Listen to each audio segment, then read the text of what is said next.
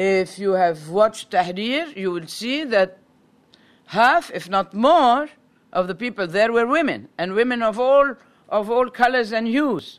Housewives, professionals, Western dressed, covered, whether it's hijab or niqab, all sorts were there.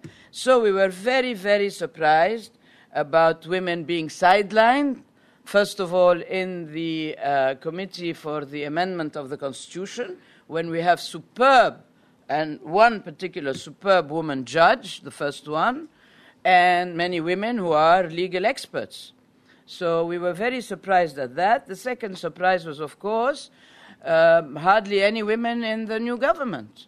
And even the only woman who was there, who was from the old system, but a respectable person, has herself. Because I was brought into the small group that met with the Prime Minister about women. He wanted to hear us, and that's what we told him.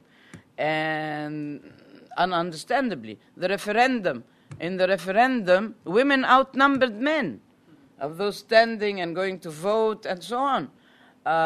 In universities, education, women are far more advanced than men.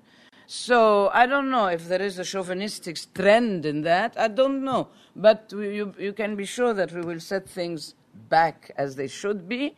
We are also asking that we should have a commission for women instead of the National Council for Women that was mainly made for one woman in Egypt and not for 50 million women or 40 million.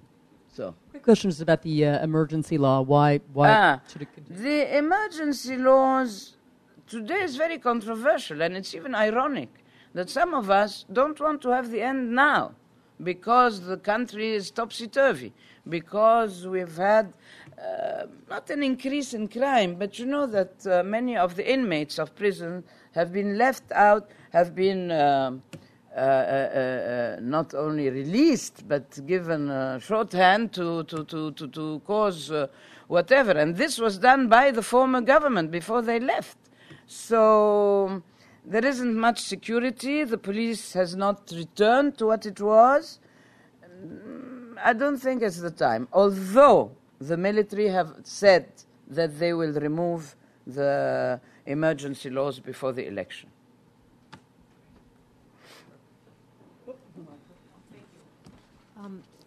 I'm Margaret Warner from the PBS NewsHour. We actually met at the Marriott one night with Christopher Dickey.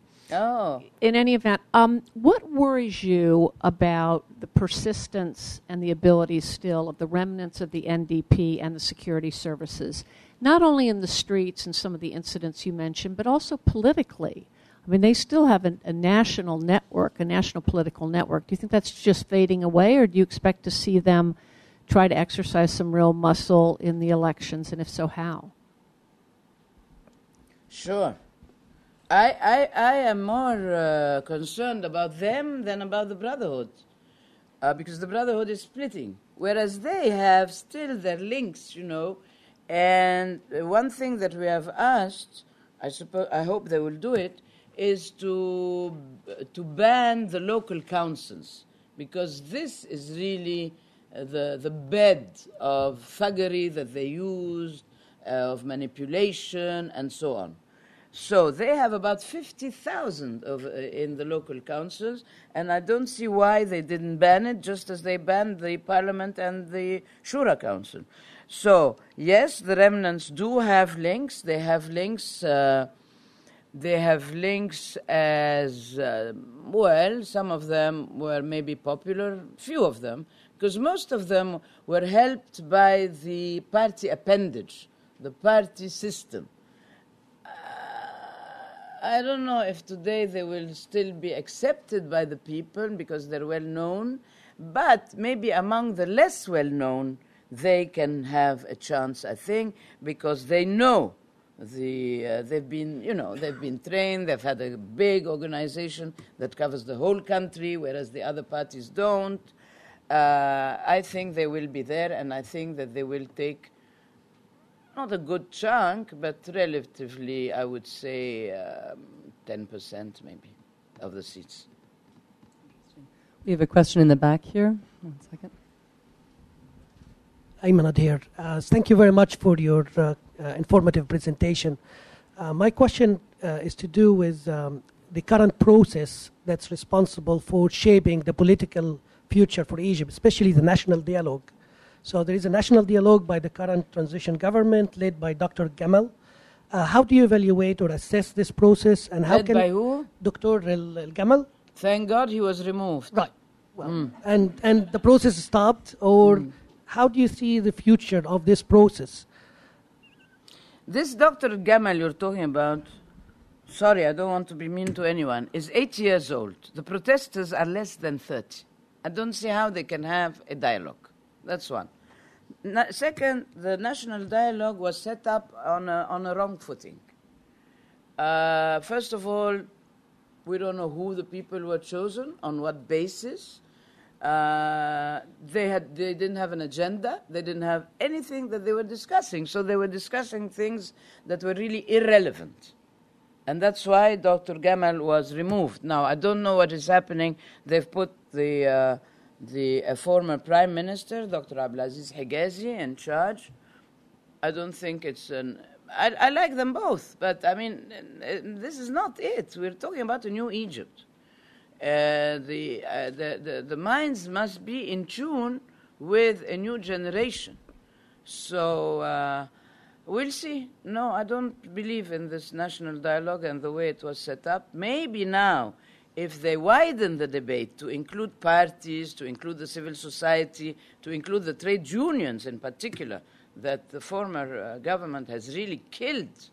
So now the people are protesting, and protesting heavily. And one thing that is frightening is when the workers protest. So I think that they should see to it about the trade unions. Any questions from the media? Any press? Okay, never mind. Scott Wayne, I've got a question about the arrest of Mikhail Nabil last month, a blogger who was arrested for his views on the military, for expressing his opinions.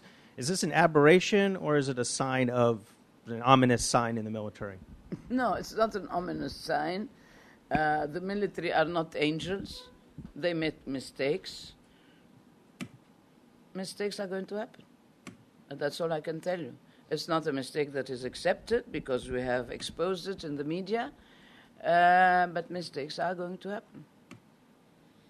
But they pale in front of the former regime once more. And this is what we have to pay for having received, of having achieved our freedom in 18 days. I don't think this happened anywhere in the world.